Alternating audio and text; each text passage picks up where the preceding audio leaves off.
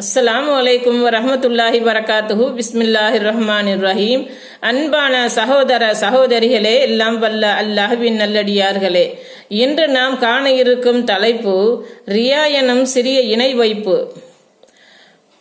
யார் பிறருடைய மன குளிர்ச்சிக்காக ஒரு நல்ல அமலை செய்தாரோ அவருக்கு அல்லாஹ்விடத்தில் எந்த கூலியும் கிடைக்காது. மாறாக யாருக்காக அந்த அமலை செய்தாரோ அவரிடத்தில் சென்று கூலி வாங்க வேண்டிய நிலை ஏற்பட்டு ஒன்றும் கிடைக்காத நிலை ஏற்படும்.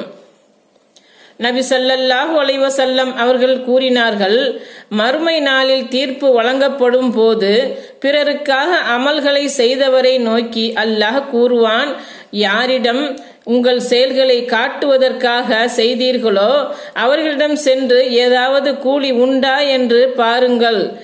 நூல் அஹமத் 23,600